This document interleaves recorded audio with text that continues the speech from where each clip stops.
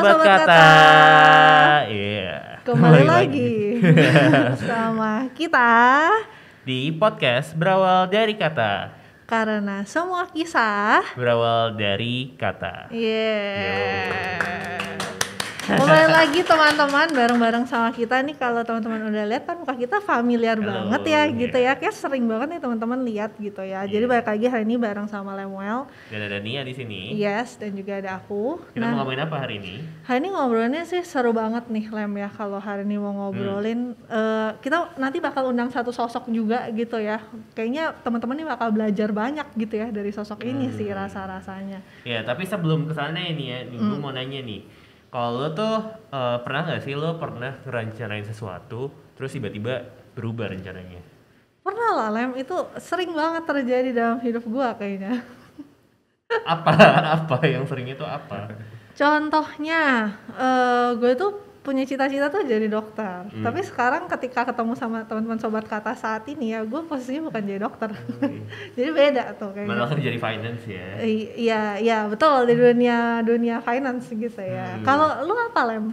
Kalau gue sih sesimpel kayak lo pergi ke sebuah restoran. Tadi gue mesen, misalnya kayak gue mesen pizza, jadi gue pesennya makaroni gitu. Jadi ya kan ya sesimpel gitu aja sih ya, sesimpel beda pilihan aja sih kalau gue.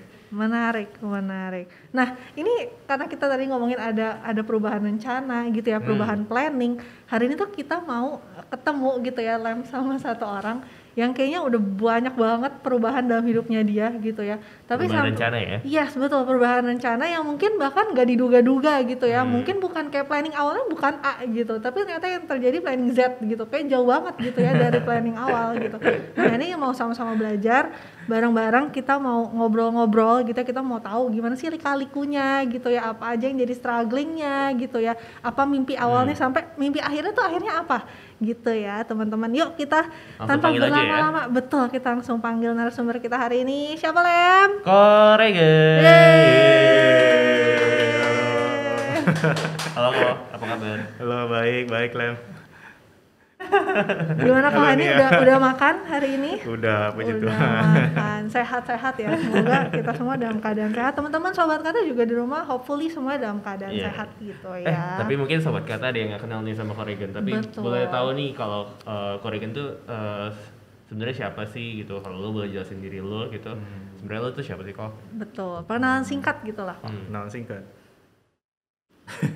Ya, nama saya Regen. Saat ini sedang melayani di Gereja Kristus Tapang sebenarnya. Tapi saya masih mahasiswa STT.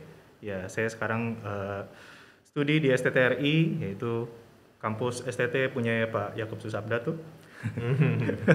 Ini sekarang lagi menyelesaikan skripsi. Nah, kalau misalkan siapa sih Koregen ini? Mungkin saya menggambarkan diri saya sebagai apa ya? Ya orang yang dibentuk gitu loh sama Tuhan dari yang mungkin minus begitu ya, sampai sekarang dibentuk sama Tuhan tuh jadi minimal something yang lebih berharga lah dikit lah. Gitu. Oke. Tapi sebelum sampai sana nih ya, mau tahu nih kalau Koregen, kita nanya dulu nih ya kali ya. Gue main game sih kok sebenarnya, gue main game. Waduh. Jadi kalau misalnya di kan kita suka tuh ya tadi kita rencanain gitu ya, rencanain sesuatu gitu. Gue mau tahu kalau rencana lu abis ini lu mau ngapain nih ya? Habis ini pulang makan sama keluarga kali ya. Rencananya gitu sih ya. Lem. Iya. Kalau lu apa Lem? Kalau gue mungkin kayak abis ini gue mau kerja sini ya. Oke, kerja ya. Karena masih ada tadinya kan gue nggak mau kerja, cuman pastinya tapi kayaknya harus ada kerjaan yang mesti dikelarin gitu, jadi kayak gue mau teman-teman jangan dicontoh ya. Iya jangan dicontoh ya, kita harus liburan ya. Gitu. Ingat hari Sabat ya. Tuh, hari Sabat. Koregen. Nah, itu kan kalau dari kita gitu. Yeah. Kalau dari Koregen, apa kok planning setelah ini, setelah pulang dari podcast ya? Istirahat. Oh, istirahat lah. Udah dari pagi pelayanan. Tuh. Tapi gue penasaran kok, lu tuh ini gak sih kayak suka ngerencanain gitu kayak minggu depan lu mau ngapain gitu? Someday iya, someday enggak sih. Jadi kayak ada hari-hari memang direncanakan, tapi ada hari-hari yang enggak juga. Jadi kayak ya udahlah. Kayak misalkan kadang kan kita merencanakan sesuatu capek juga ya, apalagi misalkan udah direncanain. Misalkan kayak kita mau liburan gitu kan, akhir tahun mau ke Bali, tentunya corona naik misalkan. Wah, jadi kan capek gitu. Iya gitu sih. Oke.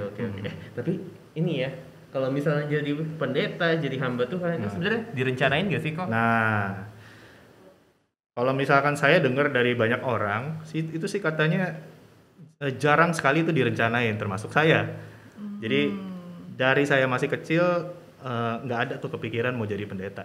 Bahkan saya ingat banget waktu kelas 5 atau 6 SD, saya berantem sama papa karena disuruh ke gereja. Jadi waktu kelas 6 SD itu saya ingat banget, untuk anak seorang kelas 6 SD itu bisa ngomong begini, ngapain ke gereja, lihat tuh orang-orang gereja pada brengsek semua gitu, dalam tanda kutip begitu kan. Jadi hamba Tuhan kayaknya nggak pernah ada di pikiran saya, jangan kayak dari dulu gitu sih. Oke, berarti jadi hamba Tuhan itu bukan prioritas pertama lah ya, bukan satu mimpi yang pengen Koko capai awalnya gitu berarti ya. Awalnya dulu begitu sih. Oke, tapi sebenarnya dari Koko sendiri awalnya dulu pengen jadi apa kok? Kalau ditanya begitu,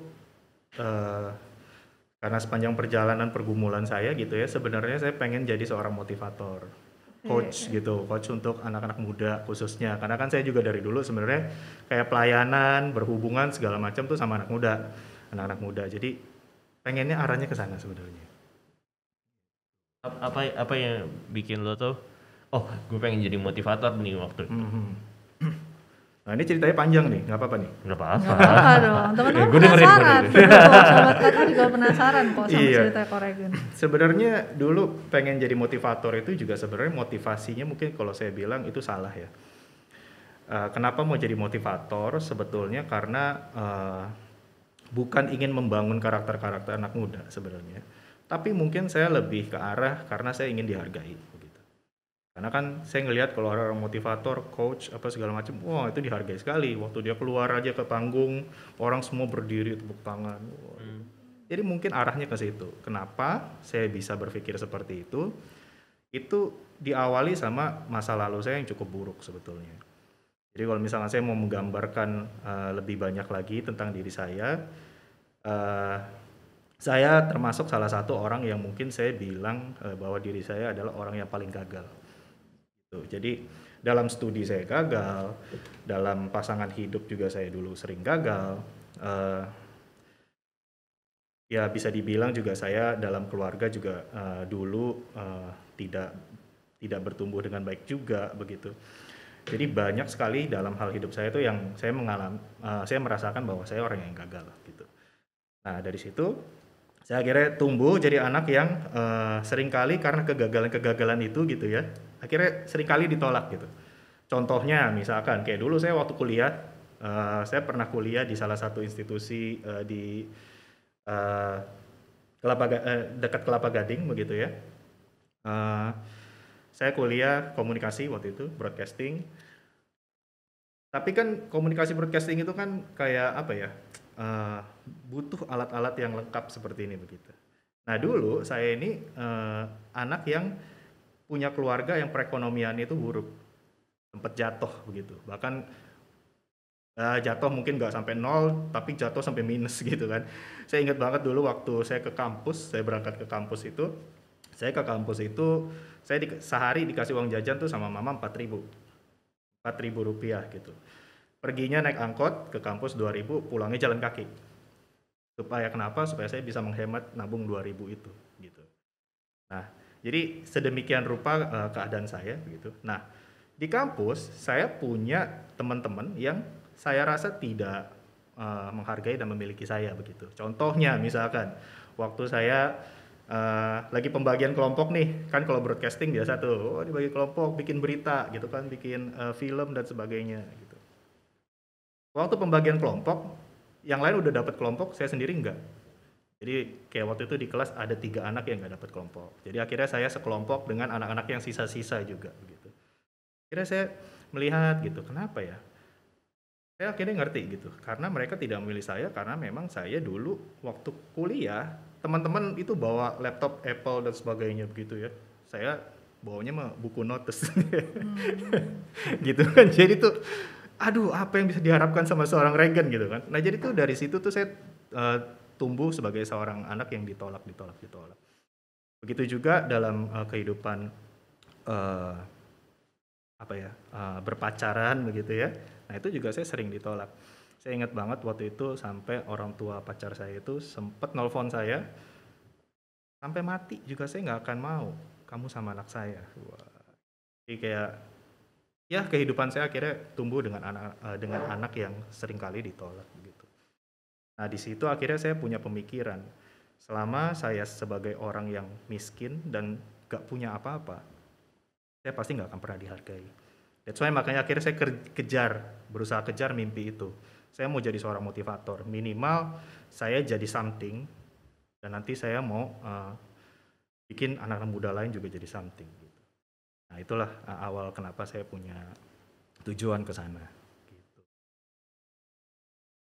Apa yang lo rasakan waktu, tapi kan lo bermimpi nih jadi motivator gitu, tapi ada orang-orang kan yang nggak melakukan mimpi itu gitu kan, ada yang nggak walk the talk gitu, nggak mencoba. Tapi kalau lu waktu itu gimana kok? Maksudnya gimana nih? Lu tuh apakah lu sampai ikut kelas motivasi atau Okay. macam? Iya dulu saya tuh yang pertama pasti saya belajar bagaimana coaching itu dengan mengajar, itu pertama. Jadi dengan mengajar saya akhirnya kenal karakter-karakter anak-anak begitu ya. Saya dulu sih ngajarnya dari SD sampai SMP. Nah tapi kan saya akhirnya banyak ketemu sama anak remaja tuh. Nah dari situ saya coba tuh belajar menghadapi anak-anak yang punya karakter seperti ini, yang punya karakter seperti ini. Itu yang pertama. Kedua, saya dulu sering banget ikut MLM dan insurance. Nah karena kan di MLM dan insurance pasti ya teman-teman ngerti lah, tahu lah ya. Selalu misalkan di hari Senin dan Rabu ada kelas ini, kita ikut. Tuh. Jadi kalau ikut kelas itu tuh, wah selamat pagi semuanya, selamat pagi, luar biasa, yes, gitu kan. Itu setiap pertemuan tuh kayak begitu gitu. Bahkan ya ada coaching yang spesifik, yang khusus begitu. Nah jadi saya sering ikut kelas-kelas itu. Berarti udah ada hal-hal yang Koko coba gitu ya, maksudnya untuk mendekatkan ke jadi motivator ini gitu ya, ikut-ikut kelas lah dan sebagainya, nyoba-nyoba ke banyak hal. Salah satunya di dalam gereja juga gitu. Nah kita kan kalau pelayanan di dalam gereja gitu ya, misalkan sebagai ketua remaja, nah itu kan sebenarnya kita juga lagi melatih diri untuk memimpin gitu. Nah di situ juga saya mencoba untuk belajar bagaimana jadi seorang pemimpin. Karena kalau misalkan percaya atau enggak, dulu saya orangnya nggak kayak gini. Dulu tuh saya kayak melankolis plekma itu yang diem aja. Jadi pendiam, kalau diajak ngomong jawabnya 1 kata 2 kata gitu. Ya nggak tahu sejak kapan jadi berubah jadi suka ngoceh gitu. Tapi apa yang lo rasakan saat itu? Lo udah ikut, kan lo ketemu banyak ya, kayak lo ngajar, ikut kelas bareng MLM juga gitu. Apa yang lo rasakan saat itu? Pada saat itu sih waktu saya ikut sebenarnya seneng juga gitu. Wah, setiap kali ikut kelas tuh seru. Kayak misalkan banyak deh hal-hal tuh yang motivasi bagaimana membangkitkan karakter-karakter anak muda gitu. Contohnya kayak waktu itu saya inget banget ada satu kelas coaching gitu. Jadi coachnya ini tuh trainer, coach para atlet bulu tangkis. Ya jadi bulu tangkis atlet-atlet nasional, nah itu dia coaching gitu. Tapi dia bukan pelatih bulu tangkis ya, karena dia nggak bisa. Tapi dia coaching karakternya. Saya agak lupa namanya siapa waktu itu. Nah dia ini bawain kelas coach gitu. Nah di sini kita dilatih untuk setiap hari ketika kita bangun tidur gitu ya. Kita berhadapan di cermin dan kita ngomong ke diri kita sendiri, you are a champion, you are a champion, you are a champion. Dan itu yang terjadi pada atlet-atlet nasional juga. Jadi kalau misalnya mereka lagi mau main bulu tangkis nih, mereka sebelum main pemanasan tuh mereka sambil ngoceh mulutnya gitu. I am a champion, I am a champion. That's why makanya perbulu tangkis Indonesia itu mantap-mantap kan. Jadi memang mereka dilatih terus untuk jadi seorang champion begitu. Dan masih banyak hal lagi begitu. Jadi waktu itu saya berada di kelas itu, ya saya senang gitu. Maksudnya, wah luar biasa nih, saya jadi semangat gitu kan. Tapi ya ada tapinya gitu. Apa tapinya kok? Nah, ini lagi saya tunggu. Iya, tapi seiring berjalannya waktu gitu ya, apa ya? Waktu saya lagi mengejar impian itu gitu sebagai seorang motivator di tengah jalan, saya merasa kayak ada something yang saya nggak dapat gitu. Rasanya kosong. Waktu saya dapat motivasi yang begitu luar biasa gitu. Jadi hari itu saya dapat motivasi begitu kan. Pokoknya kamu jangan takut. Kalau kita lihat kata takut di tengahnya itu adalah aku. Di kiri kanan itu adalah T. T-nya itu kayak tembok. Kalau kita runtuhkan temboknya, aku ini keluar dari tembok. Jadi kita nggak takut lagi begitu kan. Nah itu waktu saya dapat itu tuh pas pulang itu rasanya semangat banget. 2 hari, 3 hari, 4 hari itu semangat. Tapi seiring berjalannya waktu, saya merasa kayak saya nggak bisa lagi pegang itu karena rasanya nggak realistis begitu. Waktu saya berusaha untuk tidak takut, tapi kehidupan nyata yang saya hadapi itu terus-menerus membuat saya takut.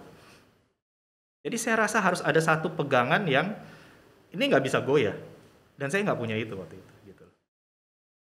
Iya, jadi itu tapinya lah, gitu. Wah, tegang. Terus tapi kok maksudnya kan tadi Koko bilang maksudnya ada satu Koko butuh pegangan gitu kan, dan waktu itu belum dapet tuh gitu kan. Terus akhirnya apakah ya dengan Koko yang bilang ya maksudnya ikut kelas semangat tapi mungkin keluar udah hilang gitu kan, maksudnya udah nggak sesemangat pas ikut kelas gitu kan. Terus kemudian di dalam masa-masa pencarian itu gitu ya, maksudnya walaupun Koko juga pengen jadi ya tadi motivator gitu ya, apa yang akhirnya Koko lakukan tuh pada saat itu gitu? Ya apa ya? Ya seperti yang saya bilang tadi gitu, karena waktu kita ikut kelas-kelas motivator itu saya secara pribadi kan merasa kayak ada yang hilang gitu ya, bukan ada yang hilang, ada yang sesuatu yang tidak saya dapatkan begitu. Nah ini juga saya melihat di dalam banyak diri anak-anak muda juga sebenarnya. Kenapa makanya saya berpikiran seperti selanjutnya ini begitu kan. Nah saya juga melihat beberapa teman-teman saya juga begitu. Waktu mereka ikut kelas-kelas motivator, mereka semangat. Tapi ini tidak berlaku untuk semua orang ya. Mungkin ada orang-orang yang ketika ikut kelas motivator, dia bisa gitu loh, jadi champion, berhasil hidupnya. Tapi saya tetap merasa pasti ada sesuatu yang dia tidak dapatkan hanya dari kelas motivator. Nah kalau saya pribadi, saya akhirnya menyadari di satu titik begitu ya, saya butuh apa ya? Waktu itu saya nggak akan mengatakan itu firman gitu, karena pada saat itu ya terlalu holy gitu ya, terlalu suci kalau saya bilang firman begitu. Wah, udah semua pasti Saat itu saya mengatakan saya butuh kalimat-kalimat yang memang berasal dari sesuatu yang kekal gitu. Itu nggak akan pernah tergoyahkan dari masa ke masa, itu selalu relevan. Dan waktu saya cari gitu apa gitu, ya akhirnya saya berkesimpulan bahwa sesuatu yang kekal yang dari masa ke masa itu tetap relevan dalam kehidupan kita sehari-hari, dalam kehidupan nyata kita, itu firman itu sendiri begitu. Tapi kemudian ini kan yang menarik tadi Koko bilang jadi pendeta itu bukan jadi prioritas utama gitu kan. Dan ini tadi teman-teman udah dengerin seluk-beluknya gitulah ya, jadi ikut kelas motivasi lah dan lainnya, MLM dan sebagainya gitu ya. Tapi kemudian momen titik apa ya, kita sebenarnya titik balik kali ya Lem, kayak momen dimana aha momen dimana kayak oh mungkin ini panggilan gitu kan. Apakah memang aha momen itu datang dalam satu kali gitu kan, atau beberapa kali nih kalau di case-nya Coregen, atau gimana tuh sebenarnya? Oke. Nah ini juga menarik ya sebenarnya. Kalau mungkin kalau tadi teman-teman cerita dengar cerita dari Pak Setiawan gitu ya, ada momen dimana ketika dia kecelakaan lalu jadi terpanggil gitu kan. Terus juga Ada beberapa teman-teman saya juga yang mengalami hal-hal yang seperti itu. Jadi dalam hitungan detik-detik tiba-tiba dia ada panggilan dan dia berubah. Saya ingat ada satu teman saya juga waktu dia lagi bawa motor. Waktu dia lagi bawa motor itu dia lagi menolak panggilan Tuhan, tapi nggak berapa detik kemudian dia kecelakaan, tapi masih hidup dan dia akhirnya turuti panggilan itu. Tapi ada juga teman saya yang dengar suara, ya seakan-akan dipanggil. Nah, tapi uniknya kalau saya tidak merasakan hal-hal yang seperti itu, tapi by proses. Ya, itu prosesnya dari yang saya ceritakan tadi, dari saya kecil sampai sekarang, itu diproses, dibentuk sedemikian rupa, sampai akhirnya saya temuin aha moment. Nah, aha momennya ini sebenarnya tuh kayak bukan di detik itu tiba-tiba aha gitu kan, wah saya langsung menerima panggilan ini gitu. Enggak, tapi saya gumulkan selama 8 tahun panggilan sebagai hamba Tuhan itu. Gitu. Sampai nangis-nangis, jatuh bangun, tadinya mau merit, menikah sama satu orang cewek gara-gara ya mungkin gara-gara saya mau kejar panggilan atau gimana gitu kan, ngerti kan kalau sebagai hamba Tuhan ya masa depannya seringkali orang suka konotasikan nggak ada masa depan lah gitu, kayaknya uangnya kurang lah gitu kan. Jadi akhirnya ya saya gagal di situ. Nah itu di proses terus itu saya jatuh bangun nangis sampai akhirnya satu titik saya memutuskan kayaknya saya mau tinggalin semuanya dan saya mau jadi hamba Tuhan gitu. Jadi kenapa saya memutuskan itu? Karena saya sudah merasakan proses yang begitu panjang dan kayaknya ini waktu yang tepat untuk saya jawab panggilan Tuhan. Seperti itu. Apa yang terjadi waktu itu sih? Nah, yang terjadi waktu itu, saya mau mundur juga akhirnya. Yakin gak nih jadi hamba Tuhan? Yakin gak gitu kan? Saya ingat banget waktu pas memutuskan mau jadi hamba Tuhan gitu ya. Saya cerita ke beberapa orang, saya mau jadi hamba Tuhan. Di sini sebut nama nggak apa-apa kan ya? Nggak apa-apa. Ya saya ingat waktu itu Kohari dan Cisilvi gitu. Nah kebetulan waktu itu kan dia mentor ya, kami orang gereja juga. juga ya berarti. Iya orang GKK juga dan dia mentor kami juga gitu. Saya sudah waktu itu sudah berpacaran dengan istri saya sekarang gitu kan. Nah waktu itu saya langsung ketemuan sama mereka dan pertama kali yang Cisilvi dan Kohari tanyakan ke saya adalah, kamu yakin terpanggil sebagai hamba Tuhan? Jadi hamba Tuhan tuh nggak mudah loh. Terus ditanya ke istri saya, kamu yakin kamu punya panggilan sebagai istri seorang hamba Tuhan? Wah itu kan, itu kita pas ditanya begitu tuh kita langsung, ya, gue yakin gak ya? Gitu. Dan bukan cuman itu, beberapa kejadian pun gitu ya, itu mendorong saya tuh untuk, lu yakin gitu? Kalau lu jadi hamba Tuhan, lu harus tinggalin loh kerjaan lu yang sebelumnya gitu loh. Lu ngajar begitu segala macam, lu harus tinggalin semuanya. Dan lu ke depannya nggak akan ada pemasukan. Dan gimana caranya lu mau nabung untuk menikah? Bagaimana caranya lu mau menabung untuk masa depan, merencanakan anak nanti sebagainya? Karena lu harus kuliah setidaknya minimal 4 tahun. Dan lu akan buang waktu 4 tahun itu. Bahkan plus praktek 1 tahun jadi 5 tahun. Lu rela. Dan waktu itu saya merasa memutuskan untuk memanggil itu waktu saya di usia 31 lah ya, 31 begitu. Tahun 2017 itu berapa tahun yang lalu sih? 2017, 18, 19, 20, 21. Iya 5 tahun, 4 tahun yang lalu betul. 4 tahun yang lalu. Itu ketika saya usia umur 31. Kalau teman-teman di sini kan udah kuliah, kerja itu bahkan udah di usia 24, 25 juga udah jelas gitu kan arahnya. Nah saya waktu itu di umur 31 bayangin, saya mau ngerubah total hidup saya. Jadi itu akhirnya membuat saya tuh bertanya-tanya, iya nggak ya gitu. Apa yang bikin lu waktu itu akhirnya mutusin untuk ya deh gue ambil aja? Ya, nah ini juga menarik teman-teman. Jadi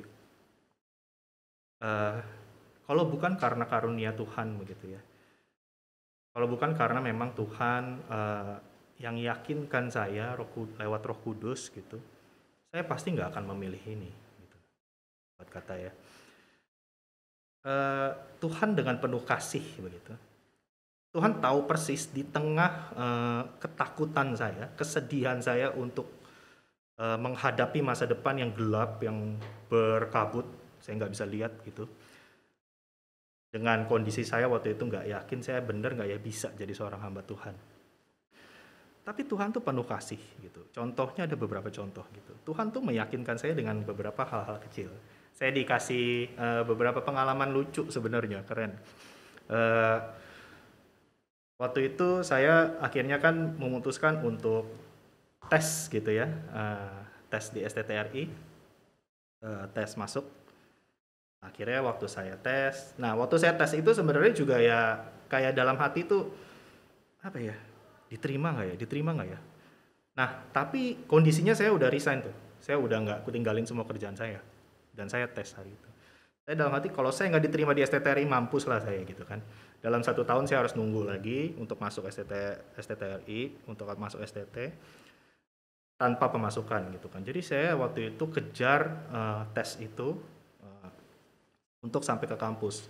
Celakanya saya nggak tahu letak kampusnya itu di mana. Jadi saya ngeliat map gitu kan, ini di mana ini? Ini di planet apa ini gitu kan. Jadi waktu saya jalan gitu,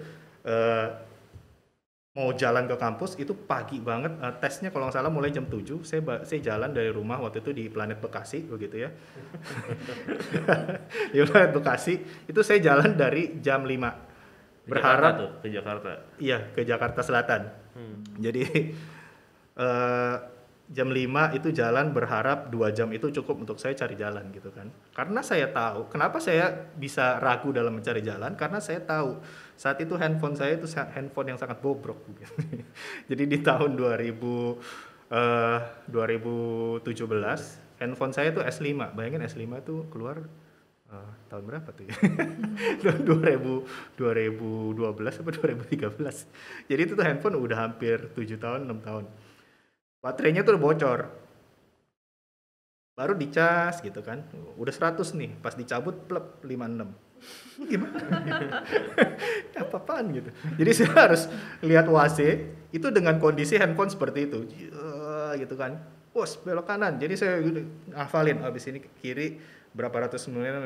Oh iya udah oke, hafalin. Nah, waktu saya baru sampai waktu itu aduh saya lupa pasar apa sih kalau yang di Jakarta Selatan tuh namanya? Pasar Minggu. Ya, Pasar Minggu. Jadi dari benar. Pasar Minggu ke kampus saya itu masih agak jauh lah, masih ada berapa kilometer begitu. Nah, di Pasar Minggu itu handphone saya tiba-tiba dari sekitar 20-an% tiba-tiba turun ke 10% gitu. Tinot gitu kan. Jadi handphone tuh udah gelap. Dan itu cahaya matahari kan. Gimana ini? Saya liatin mati dia udah bentar lagi matilah. Ini kalau misalkan sampai mati saya harus tanya-tanya orang, saya sampai kampus nggak akan keburu jam 7. Ya udah. Terus gitu. Pas udah jalan-jalan akhirnya nyampe juga ke kampus. Pas nyampe ke kampus itu pas waktu parkir motor itu saya lihat handphone saya langsung blep mati. Pas di tempat parkir gitu. Jadi dalam 10% itu handphone yang gelap itu Tuhan terus sertai, terus jaga, ayolah minimal udah handphone tuh nyala terus jadi saya bisa lihat begini. Pas sampai kampus blep mati. Nah di situ saya akhirnya diyakinkan gitu. Itu yang pertama. Kayaknya Tuhan menyertai saya dalam proses saya masuk ke STT. Nah nggak berapa hari kemudian waktu itu kan saya setelah tes nggak berapa hari kemudian ada pameran buku di kampus begitu ya. Nah ini buku tebel-tebel gaban gitu kan buat lempar kucing pasti langsung mati gitu.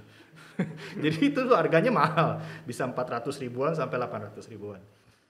Nah waktu saya lihat gitu buku itu di pameran buku gitu kan,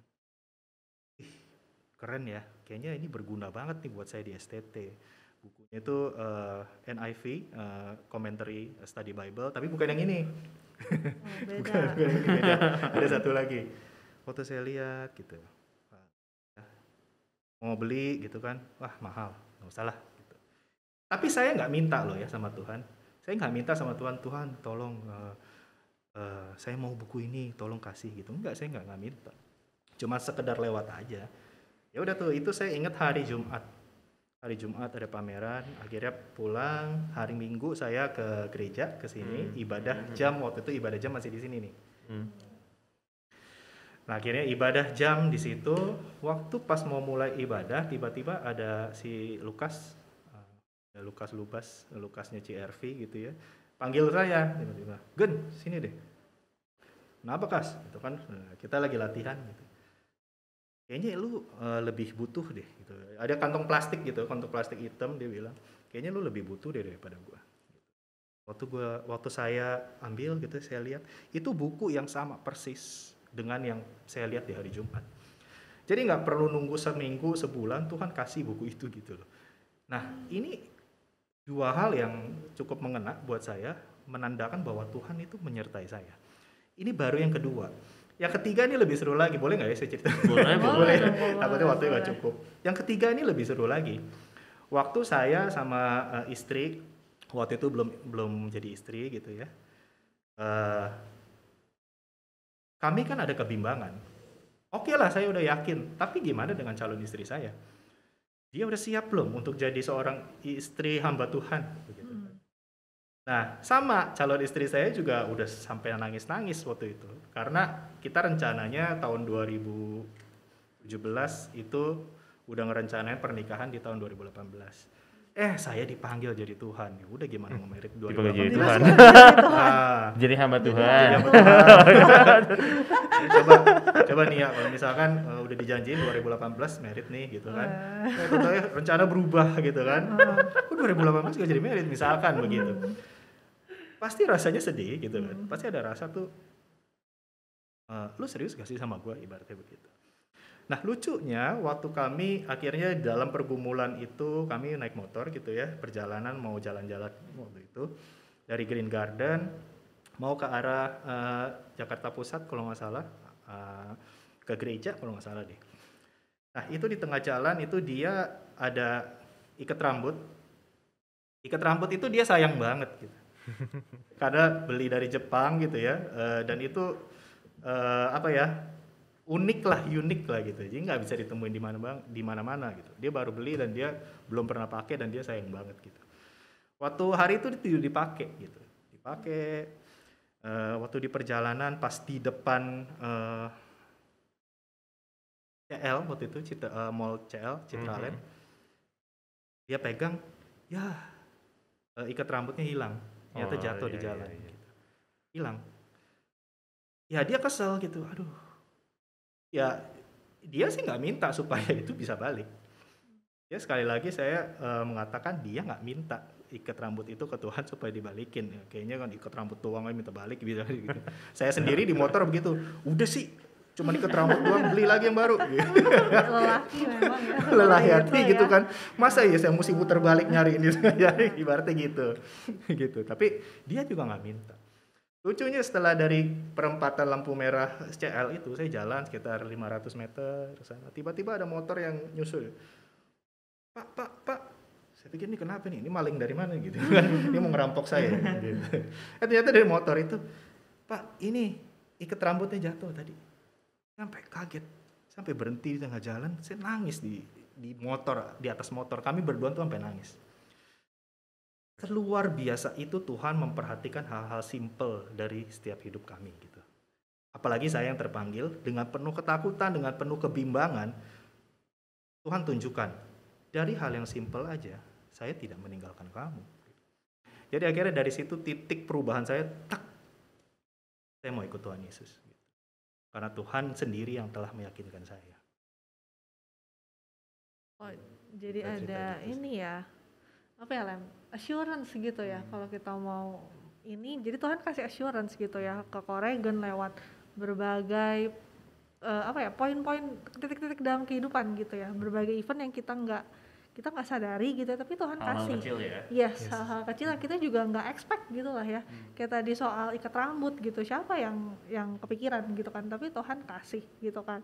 Nah ini jadi menarik gitu ya, hal ngobrolnya sama Koregan jadi menarik.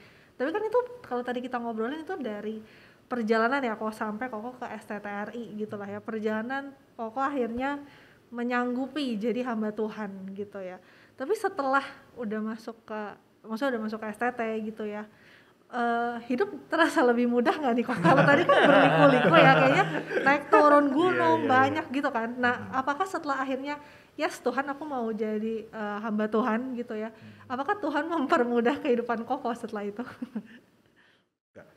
Wah, Hidup menjadi lebih jawabannya sulit. lebih sulit. Aduh, ini Ya, ada tapi penyesalan nggak nih kok ternyata bisa bilang waduh kok ternyata jadi makin sulit gitu. enggak sih. Eh, ya dibilang makin sulit, jelas makin sulit begitu. Karena kan kita realistis aja. Karena saya nggak ada pemasukan, nggak ada pendapatan begitu kan. Sedangkan saya harus merencanakan pernikahan ke depan. Masa ini anak orang udah saya pacarin, nggak saya nikahin gitu kan. Terus saya udah usia begini, udah usia 32, 31 ya, waktu itu 31, 32. Saya belum ada pemasukan yang tetap dan maksudnya belum mapan begitu. Nah itu sulit. Bahkan waktu saya apa ya? Saya pernah merasakan gitu di kampus, saya tuh nggak punya uang. Mau beli pulsa aja tuh bingung. Jadi mau beli pulsa nanti dulu deh. Karena waktu itu kan dari gereja sendiri memang membiasiswai saya, memberikan beasiswa buat saya gitu. Tapi kan memang dibayarkan secara full kuliah saya. Tapi kalau misalkan uang saku kan ya memang nggak ada gitu sebenarnya. Saya harusnya memang melayani di gereja misalkan weekend baru akhirnya ada pemasukan begitu. Nah tapi saat itu saya masih semester 1, jadi belum boleh pelayanan weekend, jadi benar-benar nggak ada pemasukan. Tapi sekali lagi di tengah kesulitan-kesulitan saya itu gitu ya, Tuhan juga nggak lepas tangan gitu. Saya juga ingat waktu pas saya udah di STT, saya ya dalam tanda kutip waktu saya sebelum masuk STT kan seakan-akan Tuhan menjanjikan kepada saya gitu ya. Kalau kamu nanti masuk STT, gak perlu pusing pikirin keluarga akan hidup seperti apa atau gimana gitu. Karena saya waktu itu juga suka bantu mama papa kasih uang dan sebagainya gitu kan. Nah sekarang kan udah gak bisa lagi. Nah jadi waktu saya udah masuk STT, ternyata kok janjinya Tuhan yang saya anggap tuh kayak janjinya Tuhan kok nggak sama gitu ya. Jadi ternyata di dalam keluarga saya tuh banyak sekali pergumulan-pergumulan yang Tuhan kasih. Salah satunya itu keponakan saya. Ya keponakan saya tuh yang cukup paling saya sayang gitu ya. Namanya Maxwell. Nah, waktu saya di kampus gitu saya dapat kabar dari papa si Maxwell ini penglihatannya kurang baik. Jadi udah lama, cukup lama dia tuh matanya kayak ada bintik begitu loh, ada bisul. Nah cuman karena nggak kedeteksi, kita juga nggak bawa ke dokter apa segala macam, ternyata itu cukup berbahaya buat matanya dia. Dan bayangin ya teman-teman, seorang anak kecil begitu, dia umur 4 tahun, waktu itu 4-5 tahun, dia saatnya dia mau main mainan, mobil warna biru, warna merah dan sebagainya. Dia sampai nggak bisa ngelihat mobil itu di depan mata dia sendiri. Mana sih, Om Megan? Mana sih? Ini Maxwell mobilnya. Waduh, itu saya hancur banget. Hatinya saya hancur banget waktu itu ngelihat ponakan saya kayak gitu. Saya marah sama Tuhan. Tuhan kirim saya ke STT, katanya Tuhan mau jaga keluarga saya. Tapi kenapa Tuhan izinkan keluarga saya jadi begini? Gak berhenti sampai situ teman-teman. Papa saya dikasih waktu itu gagal jantung, gak gagal sih, sakit jantung. Jadi akhirnya waktu itu tiba-tiba kena serangan jantung dan kata dokter itu sekitar 40-45% doang yang aktif di jantungnya. Gak berhenti sampai situ, kakak ipar saya yaitu suaminya cici saya itu meninggal di dalam tahun yang sama. Jadi akhirnya cici saya sekarang jadi single parent, harus bekerja dan merawat 1 orang anak. Jadi kayak seakan-akan Tuhan obrak-abrik begitu loh keluarga saya waktu saya nggak ada di rumah. Makanya saya marah sama Tuhan gitu. Tuhan, kenapa keluarga saya jadi begini? Dan waktu di kampus itu saya sampai depresi begitu ya, sampai setiap hari tuh kayak rasanya itu kesel gitu, jalanin panggilan ini kenapa Tuhan izinkan? Tuhan janjikan kok begini. Seperti itu nih ya, waktu ya, sudah menjalani. Berat ya Lem. Tapi apa yang Tapi setelah itu gitu, setelah lu menjalani semuanya gitu dan ternyata nggak seperti yang lu bayangkan juga gitu, nggak seperti yang lu bilang tadi adalah kayak janjinya Tuhan gitu. Apa respon lu waktu itu? Saya ingat satu ayat sih sebenarnya. Ini ayat yang waktu itu jadi pengantar saya juga waktu saya memutuskan untuk jadi seorang hamba Tuhan. Itu di 1 Timotius 1 ayat 12. Saya agak lupa isinya apa gitu, tapi ya kira-kira seperti inilah. Aku bersyukur kepada Dia yang menguatkan aku, yaitu Kristus Yesus Tuhan kita, yang menganggap aku setia dan lupa. Saya buka dulu ya. Boleh kok, boleh. Nih, aku bacain ya. 1 Timotius 1 ayat 12. Ini adalah surat Paulus kepada Timotius begitu. Jadi aku bersyukur kepada Dia yang menguatkan aku, yaitu Kristus Yesus Tuhan kita, karena Ia menganggap aku setia dan mempercayakan pelayanan ini kepadaku. Nah, yang menarik buat saya adalah kata Ia menganggap aku setia. Saya waktu itu ngerasa bahwa saya hamba Tuhan dan yang nggak setia, karena kok begini aja marah gitu loh. Kan Tuhan udah tunjukin tadi keajaiban, miracle gitu kan waktu saya masuk ke STT. Kok dalam hal ini saya nggak setia gitu. Tapi Tuhan tunjukkan kembali ayat ini. Ayat ini waktu itu dikasih sama Pak Denny Oldenfran kebetulan di Kelapa Gading. Waktu saya akhirnya mau masuk STT, Pak Denny Oldenfran panggil saya secara pribadi. Pak Denny punya ayat buat kokoh, dia bilang. Nah, dibacain ayat yang ini langsung mengena di hati saya. Kesetiaan saya itu bukan karena memang saya setia, tapi Tuhan yang menempatkan kesetiaan itu di dalam diri saya. Karena di sini dikatakan Ia menganggap aku setia. Jadi kesetiaan yang saya punya itu seharusnya memang bukan karena saya setia, tapi Tuhan terlebih tahu saya akan setia atau enggak. Nah, jadi di situ saya akhirnya bergumul setiap hari gitu ya. Tuhan pasti punya rencana, Tuhan pasti punya rencana, Tuhan pasti punya rencana. Tuhan menganggap aku setia, jadi ya aku harus setia.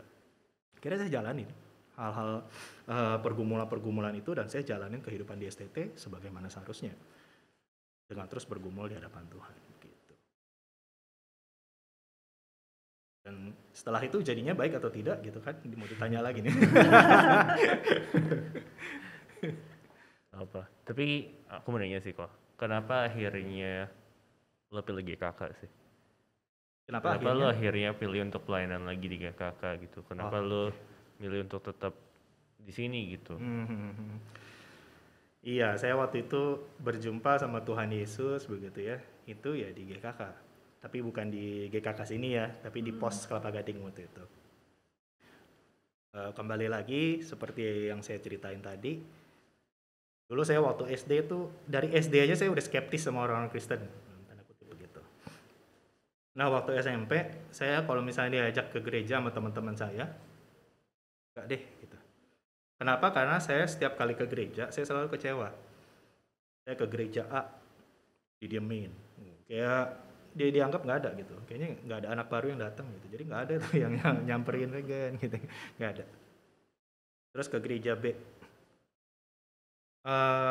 ibadahnya agak weird gitu, agak aneh, jadi nggak cocok sama saya ngeliat ibadah Kristen begini gitu, kok ngeri amat gitu, nggak cocok, pindah ke C. Nah terus seperti gitu setiap kali saya ke gereja terus saya merasa nggak cocok, sampai akhirnya saya ingat banget di SMP 3 saya diajak sama satu orang teman saya, teman sekolah, itu si Martin Wibisono, yang dia juga jemaat GKK di Pos Kelapa Gading, tapi sekarang udah meninggal.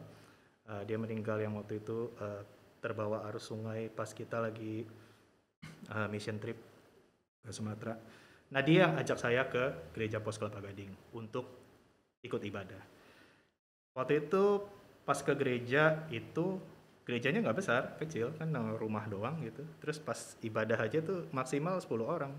10 orang udah termasuk pembicara, pemain musik, sama WL dan singer. Jadi 4 orang ini pelayan, ya udah jemaatnya yang lagi ibadah Berendam. cuma 6 gitu kan. Cuma 6, jadi kecil banget kecil. Nah kebetulan saat itu nggak ada pemusik dan saya bisa main gitar waktu itu. Saya belum bisa main piano. Waktu itu saya bisa main gitar. Udah Regan, ayo main. Didorong gitarnya dak gitu kan. Hah gimana ini? Ya udah main aja gitu. Akhirnya main. Nah di situ akhirnya waktu pas pelayanan. Mulai ke gereja situ rajin setiap minggu. Nah di situ akhirnya saya merasakan bahwa ada something yang berbeda dalam hidup saya gitu. Nah di situ akhirnya saya berjumpa dengan Tuhan di gereja Kristus Ketapang, Pos Kelapa Gading. Nah kenapa akhirnya saya bisa memutuskan untuk pelayanan di GKK? Karena saya saya merasa kalau misalkan gimana ya jawabnya ya? Saya merasa ketika saya melayani di GKK gitu, saya rasa saya bisa melakukan sesuatu yang memiliki pengaruh untuk keseluruhan Gereja Kristus Ketapang. Dari pusat sampai pos-pos, bahkan mungkin saya aim untuk ke sinode gitu. Impian saya sebenarnya bisa ada kesatuan hati, bisa ada mungkin kalau sekarang teman-teman gitu kan kayak misalkan dari Gereja Kristus Petamburan misalkan disebutin orangnya siapa-siapa juga kita bingung juga gitu kan, nggak kenal. Nah sebenarnya saya aim ke sana, minimal Gereja Kristus Ketapang tuh jadi satu gereja tuh yang masif gitu, masif dalam arti punya kesatuan hati yang luar biasa gitu. Dan soalnya makanya saya juga akhirnya terpanggil di Gereja Kristus Ketapang. Selain itu juga di mana iman saya lahir, tapi di situ juga Tuhan berikan saya mimpi dan tujuan hidup. Makanya saya memilih untuk di Gereja Kristus Ketapang.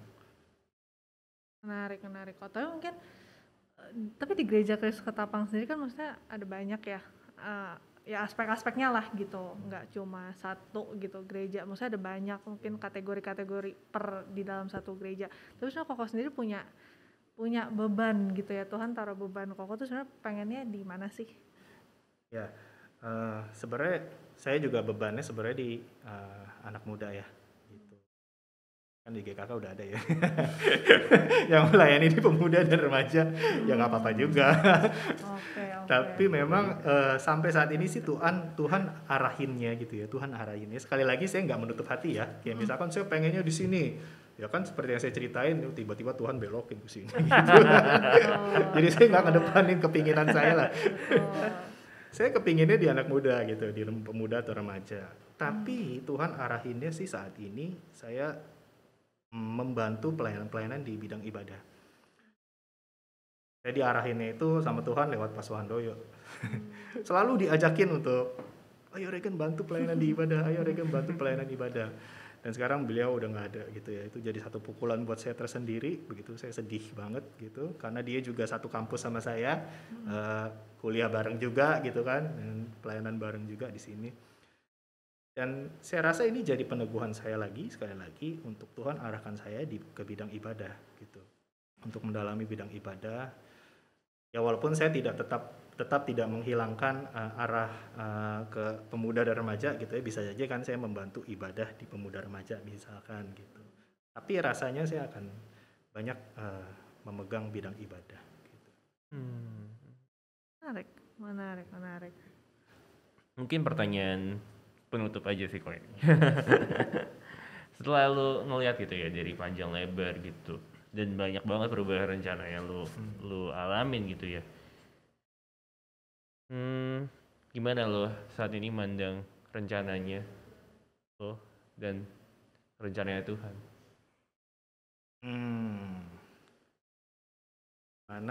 Gimana lo saat ini memandang rencana?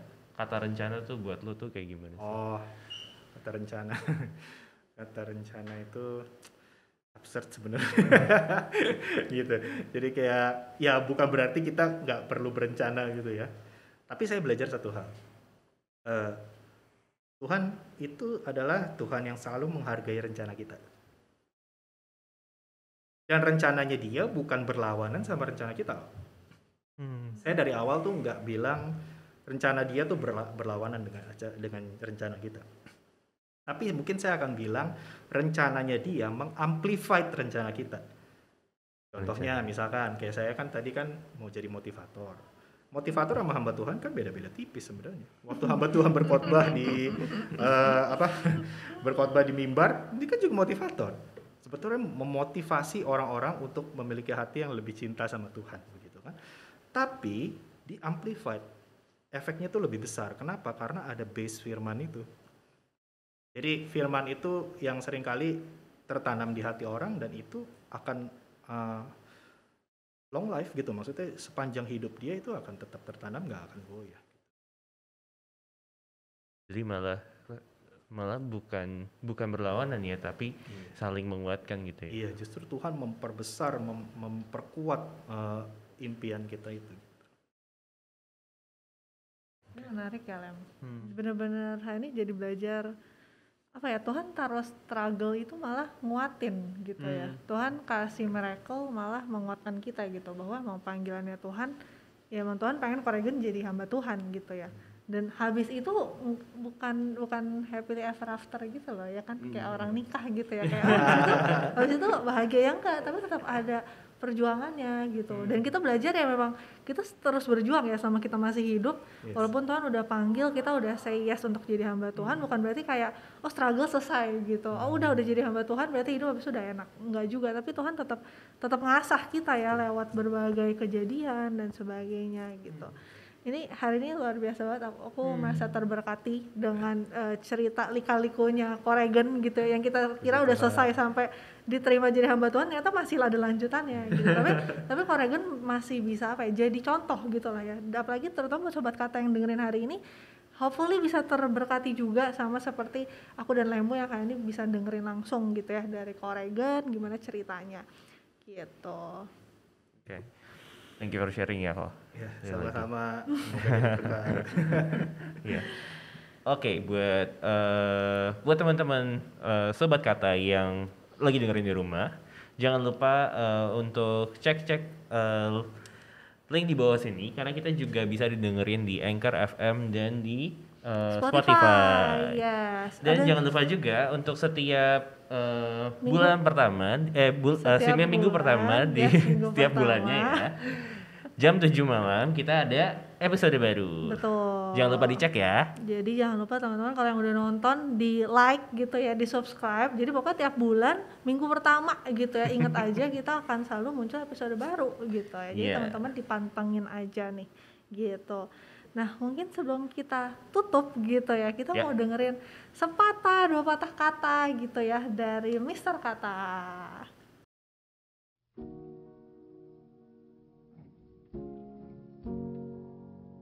Kepastian adalah sesuatu yang tidak pasti, dan ketidakpastian adalah sesuatu yang pasti. Bingung sama kalimat barusan? Ya, memang hidup manusia itu penuh dengan paradoks. Namun, ketika kita memilih berjalan bersama Tuhan, ketidakpastian itulah yang justru menjadi bukti akan perlindungan dan penyertaan Tuhan yang pasti. Ketidakmampuan kita dalam menghadapi ketidakpastian memberi ruang yang amat luas untuk Tuhan menunjukkan kuasa-Nya. Di saat kita lelah, marah, dan mau menyerah, Tuhan akan selalu ada di samping kita dan berbisik, "Tenang, ingat motonya Gojek, bersamaku pasti ada jalan." Berawal dari kata, karena semua kisah berawal dari kata. Titik.